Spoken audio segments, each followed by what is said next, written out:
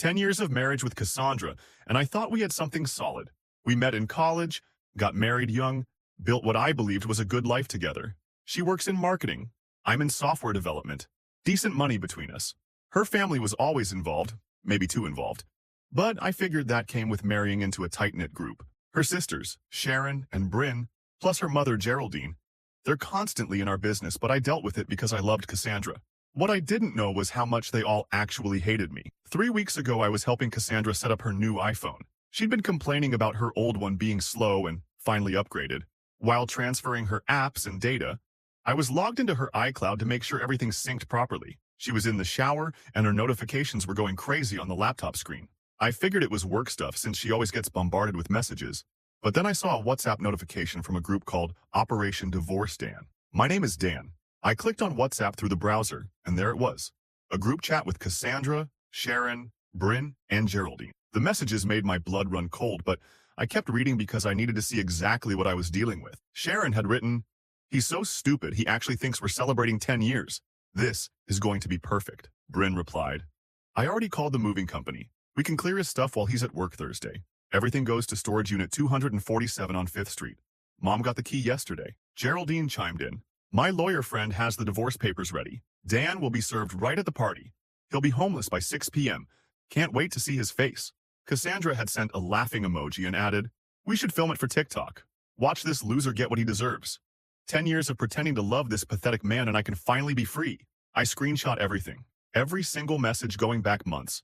They'd been planning this for half a year, timing it perfectly for our anniversary celebration that I thought we were having this Saturday. The surprise party I believed Cassandra was throwing for us was actually my own eviction and divorce ambush. The messages revealed so much more. They talked about how they'd always seen me as beneath their family, how Cassandra only married me because she was pregnant senior year, something I never knew since she miscarried early and never mentioned. It was the reason for our quick engagement, how they'd been waiting for the right moment to destroy me completely. Sharon mentioned that I was too comfortable and needed to be knocked down a few pegs. Bryn talked about how they wanted me to lose everything so I'd learn my place. Geraldine kept calling me worthless and saying her daughter deserved better than some nobody programmer. They had it all planned out. Cassandra was going to act normal all week, then invite me to what I thought was our anniversary dinner Saturday evening. Instead, I'd walk into a room full of divorce papers and moving boxes, with all of them filming my reaction for social media. They wanted to humiliate me completely. What they don't know is that I've been expecting something like this for a while now. Not this exactly, but I've sensed the coldness, the way they look at me during family gatherings, the whispered conversations that stop when I enter a room. I've been quietly preparing for years, making sure I was financially protected and legally covered if Cassandra ever tried to leave me with nothing. See, I'm not the stupid nobody programmer they think I am. I've been building wealth through investments and side projects they know nothing about. I've got assets in my name only, backup plans they never considered, and connections they're completely unaware of. While they've been plotting for 6 months, I've been strategically positioning myself for 4 years. I've spent the last 3 weeks acting completely normal while taking screenshots of every new message they send. They keep adding details about their plan, getting more excited about Saturday. Yesterday, Cassandra even asked me what time I wanted to leave for our special dinner, and I could barely keep a straight face knowing what she actually meant. The storage unit they rented? I know exactly where it is. The lawyer Geraldine mentioned? I've already done my research. The moving company Bryn hired? They're going to have some interesting complications tomorrow. Tonight is Friday. Tomorrow at 7 p.m. I'm supposed to walk into my own surprise party, but I've got surprises of my own that they're not going to see coming. I've been planning for this moment longer than they've been planning to destroy me. And by Sunday night, all 3 of these women are going to understand exactly what happens when you underestimate the wrong person. Update 1. Holy crap, Reddit. Yesterday was absolutely insane, and I'm still processing everything that went down. Thanks to everyone who commented on my original post. Some of you called exactly what was going to happen. Saturday morning started normal enough. Cassandra was acting extra sweet, probably thinking she was being clever. She made me breakfast and kept talking about how excited she was for our special evening. She even brought up specific memories from our wedding, talking about how much she loved me and how she couldn't wait to celebrate 10 amazing years together. The whole time I'm watching her perform this act, knowing exactly what she thinks is going to happen in a few hours. Every smile was fake, every kiss felt like a betrayal, and every sweet word was just part of her elaborate lie. It took everything I had not to call her out right then and there. Around 2 p.m., she said she needed to run errands to prepare for tonight. She claimed she had to pick up flowers and stop by the restaurant to confirm our reservation. Perfect timing. As soon as she left, I made my first move. See, here's what I didn't mention in my original post. That storage unit they rented. It's in my name. Bryn used my credit card information from when I helped her move last year. She still had my details saved and figured I'd never notice a storage rental charge, except I monitor every transaction on every account I have, and I've been watching that unit for weeks. What made this even better is that during my 3 weeks of monitoring their chat, I learned they'd been moving my stuff gradually, not all at once, but piece by piece when I was at work. They thought they were being clever, taking things I wouldn't notice right away. My old college textbooks, some tools from the garage, winter clothes I wouldn't need until months from now. They had this whole system worked out. Bryn would text when the coast was clear, Sharon would bring her SUV, and they'd load up whatever they could carry. They documented everything with photos, making lists of what they'd taken and what was left to grab. I drove straight there and cleared it out. Every single box, every piece of furniture they'd already moved. I had my own truck and moved everything to a facility across town that they'll never find. Changed the locks on their unit and prepaid 6 months in my name only. But here's where it gets interesting. I didn't just move my stuff, I replaced it. I filled their storage unit with all the items from my home office that I've been wanting to get rid of for years. Old broken electronics, outdated computer equipment, stacks of useless paperwork. Made it look like someone had definitely been there and cleared out valuable items, leaving behind obvious junk. Then I went home and waited. Cassandra came back around 5 p.m. with Sharon and Bryn. They were all giggly and excited, clearly thinking they were about to pull off the perfect ambush. Geraldine showed up at 6:30 with a manila envelope that I assumed contained the divorce papers. At exactly 7 p.m., Cassandra told me it was time to leave for our anniversary dinner. We got in my car and she directed me to drive to Sharon's house. When we pulled up, I could see movement through the windows and I knew this was it. Cassandra said she wanted to stop by quickly to pick something up. The moment we walked through the door, they were all standing there with huge grins on their faces. Geraldine stepped forward with the envelope and Sharon had her phone out, clearly ready to record. That's when I said the words I'd been practicing for 3 weeks. Before you start filming, you might want to check storage unit 247. The looks on their faces. Cassandra went completely white. Bryn actually dropped her phone. Sharon started asking what I meant, but I could see the panic building. I told them I knew about Operation Divorce Dan. I knew about every single message, every plan, every detail they'd spent months putting together. I pulled out my phone and started reading their own words back to them. The room exploded. Cassandra immediately started screaming that I had invaded her privacy, that I was crazy for spying on her personal conversations. Geraldine demanded to know how I had accessed private family discussions. Sharon kept yelling that I was sick and manipulative. But here's what was beautiful about the whole thing. They couldn't deny what they'd said. Every cruel word, every plan to humiliate me, every insult they'd thrown around for months. It was all right there in black and white. Cassandra tried to claim that it was just venting, that they never actually planned to go through with any of it. Except I had screenshots from yesterday showing Bryn confirming the moving truck rental and Geraldine talking about serving me papers tonight. The argument went on for over an hour, and it got ugly. Bryn kept insisting that I deserved everything they'd planned because I was a deadbeat who had been holding Cassandra back for years. She said I was dead weight, that Cassandra could have married someone successful if she hadn't gotten stuck with me. Sharon said I was pathetic and needed to accept that their family had never wanted me around, that they'd been hoping Cassandra would come to her senses for years. But Geraldine, she got really angry, started telling me that I had no idea who I was messing with, that her family had connections and resources I couldn't imagine, that I'd made a huge mistake thinking I could outsmart them. She kept going on about how they could make my life miserable, how they had ways of destroying people who crossed them. Cassandra was flip-flopping between trying to deny everything and getting furious that I'd violated her privacy. One minute she was claiming the messages were just harmless venting between family members. The next minute she was screaming that I was a controlling freak who had no right to spy on her personal conversations. That's when I told them about the storage unit being cleared out, about how the moving company they'd hired was going to show up Monday to an empty space, about how every single part of their perfect plan had already fallen apart. I also mentioned a few other details I'd kept to myself, like how I'd been recording our conversations for the past 2 weeks using an app on my phone, how I documented every time Cassandra had lied to my face about her plans, how I'd been building a case showing their conspiracy to defraud me. The screaming match that followed was incredible. Cassandra accused me of stealing from them, even though it was literally my own possessions. Bryn started demanding I tell them where I'd moved everything. Sharon threatened to call the police. Geraldine kept escalating, saying she was going to ruin my career, that she had friends who could make sure I never worked in tech again. She was ranting about how her deceased husband had built a network of powerful people and how she could destroy me financially and professionally. So I called their bluff. I pulled out my phone and dialed 911 right there in front of them. When the operator answered, I said I wanted to report identity theft and credit card fraud, and that I had documentation showing someone had used my financial information to rent storage space without my permission. They shut up real fast. The police didn't come out since I told the operator I'd resolved the immediate issue, but the point was made. Everything they'd done could be turned around on them legally, and they knew it. I left them standing there and drove home. Cassandra rode back in complete silence, probably trying to figure out her next move. When we got inside, she immediately went to our bedroom and slammed the door. I could hear her on the phone with someone, probably one of her sisters, but I couldn't make out the words.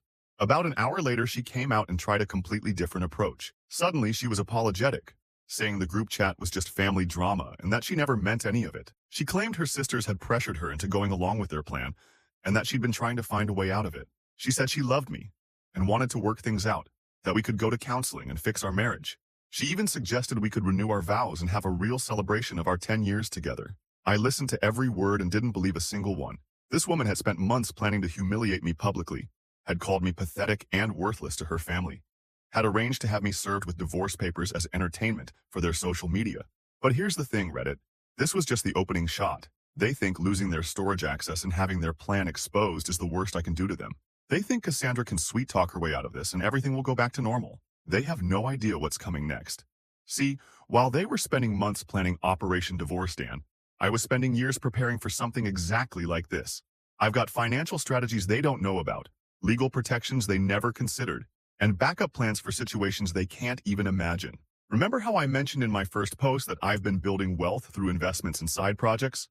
Well, there's a lot more to that story. I've been systematically protecting myself from exactly this kind of family manipulation for the past 4 years. Every asset, every account, every legal document has been structured to prevent them from being able to destroy me financially. The storage unit switch was just me letting them know I'm not the stupid, helpless victim they thought I was. But the real pressure hasn't even started yet. Monday morning is going to be very interesting for all 3 of these women. Let's just say that Geraldine's threats about having connections and resources are about to be tested in ways she never imagined. Update 2. Reddit. I promised you that Monday morning would be interesting for these women. That was an understatement. First, let me address some comments from my last update. Yes, I know some of you think I should have just walked away and started fresh, but walking away would have meant letting them keep believing they could destroy people without consequences. These women spent months planning to humiliate me publicly and leave me homeless for their entertainment. Monday started early. Cassandra left for work around 7:30 a.m., still trying to act like everything was normal between us. She even kissed me goodbye and said she hoped we could talk more about fixing our marriage when she got home. I just nodded and told her to have a good day. At 8 a.m. sharp, I made my first move. See, during my 4 years of preparation, I hadn't just been building wealth and protecting assets. I'd been learning everything I could about each member of this family. Their jobs, their finances, their dependencies, their pressure points. Information is power, and I'd been collecting it methodically. These women thought they knew everything about me, but they'd never bothered to actually pay attention to what I was capable of. They saw a quiet programmer who didn't make waves at family gatherings, and they assumed that meant I was weak and controllable. Cassandra works for a small marketing firm that handles social media campaigns for local businesses. What she doesn't know is that I've been freelancing web development services to 3 of their biggest clients for the past 2 years. Not through her company, directly with the business owners. At 8 a.m., I sent detailed proposals to all 3 clients offering to handle their complete digital presence in-house for significantly less than what they're currently paying her company. By 9:15 a.m., I had signed contracts with 2 of them and a verbal commitment from the 3rd. Cassandra's firm just lost 60% of their revenue in 90 minutes. Sharon works as a rental property manager for a company that handles about 40 apartment units across town. What she doesn't realize is that I know her boss, Brandon, from college. We weren't close friends, but we stayed in loose contact through LinkedIn. At 10 a.m., I called Brandon and told him I needed to discuss a serious problem with one of his employees. I explained that Sharon had been using company resources for personal vendettas, specifically using her access to tenant information and management systems to coordinate harassment campaigns against family members. I didn't accuse her of anything illegal. I just laid out the facts.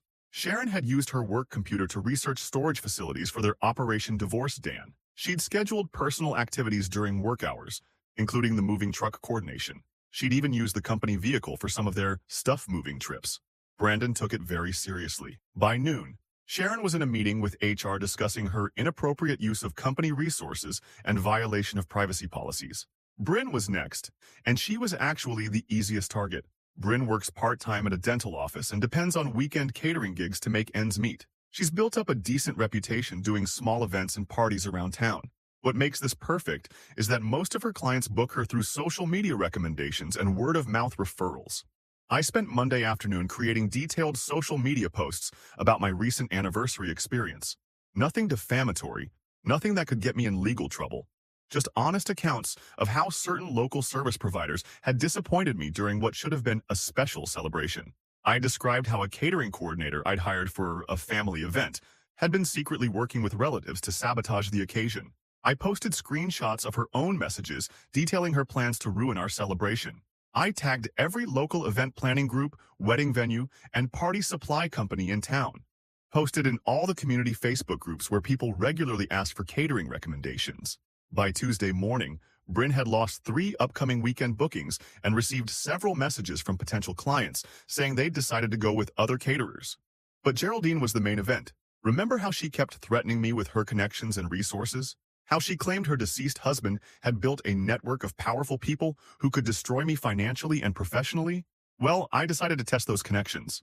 See, Geraldine's husband used to own a small construction business before he passed away 5 years ago.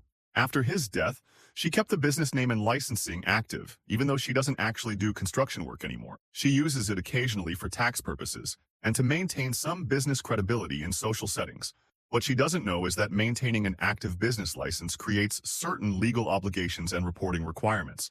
And if you're not actually conducting business operations, there can be complications with licensing boards and regulatory agencies. Tuesday afternoon, I filed formal complaints with the State Contractor Licensing Board and the local Business Regulatory Office. I documented how the business appears to be inactive, despite maintaining active licensing, raised questions about potential misrepresentation to regulatory agencies, and requested formal investigations into the business operations. Again, nothing illegal on my part. Just a concerned citizen asking legitimate questions about business compliance and proper licensing procedures. But here's where it gets really interesting. By Wednesday morning, all 3 women were starting to panic. Cassandra came home Tuesday night devastated because her boss had called an emergency meeting about their client losses. Sharon was facing a formal investigation at work and possible termination. Bryn was frantically trying to rebuild her reputation while watching her weekend income disappear. And Geraldine? She'd received official notices from 2 different regulatory agencies requesting documentation about her business operations and informing her of pending compliance reviews. Wednesday evening, they all showed up at my house together. This time, there was no fake sweetness, no pretending everything was fine. They were furious and desperate, and they wanted answers. Cassandra was screaming that I was destroying innocent people's livelihoods over a stupid family disagreement. She kept saying that her coworkers were going to lose their jobs because of my vindictive behavior. Sharon kept demanding that I call Brandon and tell him that everything I'd reported was lies. She was panicking because she needed her job to pay for her car and apartment, and she couldn't afford to be unemployed. Bryn was crying and begging me to take down the social media posts because she couldn't afford to lose her catering income. She said her rent was due next week, and she was counting on the weekend bookings to make her payment. But Geraldine was different. She wasn't begging or threatening anymore. She was calculating, trying to figure out exactly how much I knew and what I was planning next. She asked me directly what I wanted, what it would take for me to stop. She said they'd learned their lesson and would leave me alone if I would just stop targeting their jobs and businesses. That's when I told them the truth. This wasn't about teaching them a lesson or getting them to leave me alone. This was about showing them exactly what happens when you try to destroy someone who's been preparing for years to defend himself. I told them that everything they'd lost so far was just the beginning, that I'd spent 4 years building the resources and connections to protect myself from exactly what they'd tried to do to me. And now they were going to experience firsthand what it feels like to have someone systematically dismantle the life you've built. Geraldine asked me what I wanted from them, what they could do to make this stop. I told her there was nothing they could do.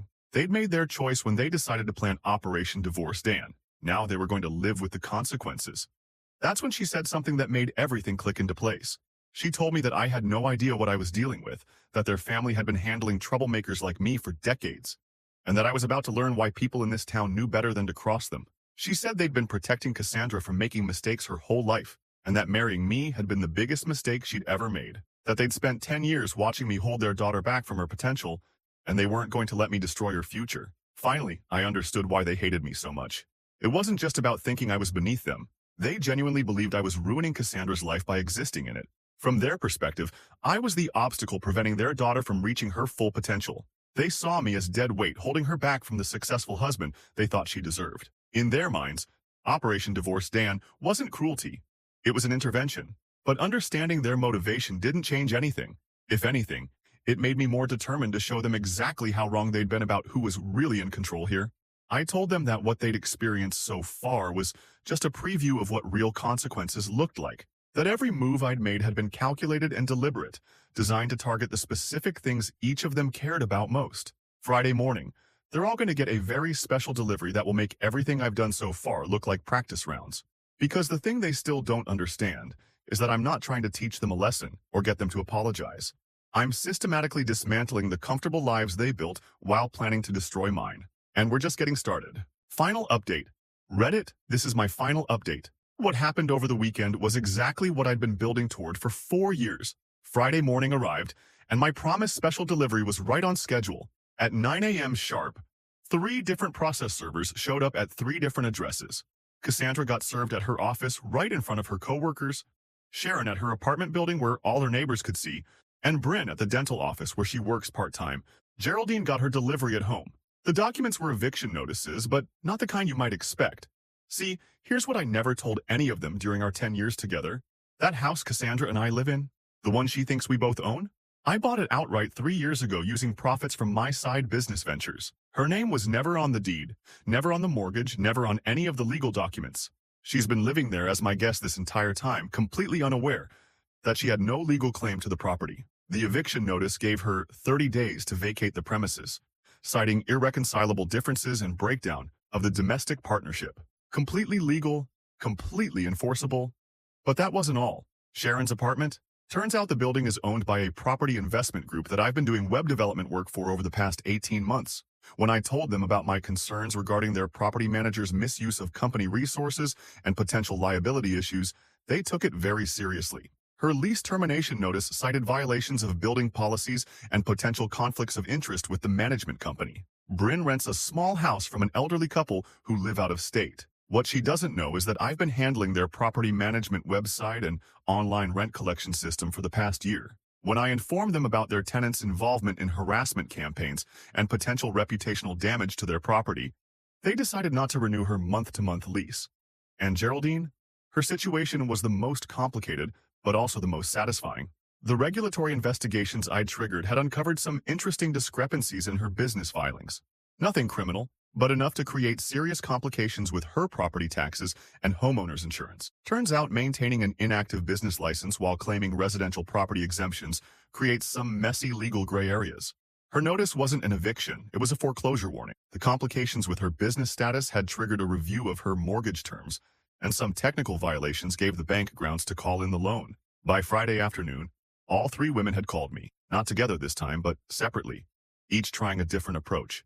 Cassandra came home crying, begging me to reconsider. She said she'd do anything to fix our marriage, that she'd cut off contact with her family completely if I would just let her stay. She promised to go to counseling, to change everything about herself, to make up for the Operation Divorce Dan plan. She even offered to sign a post-nup agreement giving me complete control over our finances. I listened to every word and told her that her 30 days started today. Sharon called me around 6 p.m., absolutely frantic. She said losing her job and her apartment in the same week was going to destroy her financially. She offered to pay me money, to work for me for free, anything to convince me to call off the property managers. She kept saying she had learned her lesson and would never interfere in my life again. I told her that the consequences of her actions were just beginning to unfold. Bryn showed up at my house Saturday morning, sobbing uncontrollably. She said she'd already lost most of her catering clients and now she was going to be homeless too. She kept asking what she could do to make this stop, what she could offer me to fix the situation. She said she had some savings and would give me every penny if I would just help her keep her rental house. I reminded her that she'd been excited about filming my reaction for TikTok when they thought they were destroying my life. I asked her how it felt to be on the other side of that equation. But Geraldine's response was different. She didn't beg or cry or offer me anything. She came to my house Saturday evening with a cold, calculating look and told me that I'd made the biggest mistake of my life. She said her family had connections I couldn't imagine, resources I didn't understand, and ways of handling problems that I wasn't prepared for. She said she'd spent the past 2 days making phone calls and that I was about to learn why people in this town knew better than to cross her family. I asked her how those connections were working out for her foreclosure problem. That's when she finally started to break. She admitted that most of her husband's old business contacts had moved away or retired over the past 5 years. That the powerful network she'd been threatening me with was mostly just memories and old business cards. She said she'd been trying to maintain an image of influence and control to protect her family's reputation, but that the reality was much different. Her husband's death had left her with more debts than assets, and she'd been struggling financially for years while pretending everything was fine. The business license issues weren't just bureaucratic problems, they were the final straw that exposed how precarious her situation really was. By Sunday morning, the reality was setting in for all of them. Cassandra had spent the weekend frantically calling family members and friends, trying to find somewhere to stay, but word had gotten around about our marriage problems, and most people didn't want to get involved in what looked like a messy divorce situation. Sharon had been denied for emergency housing assistance because her income loss was too recent to qualify for programs. Her savings account couldn't cover a security deposit and first month's rent on a new place. Bryn had tried to stay with friends, but with her reputation destroyed in the local catering community, she couldn't offer any services in exchange for housing. She'd spent Saturday night in her car in a Walmart parking lot. And Geraldine? The foreclosure timeline was accelerated due to the business compliance issues.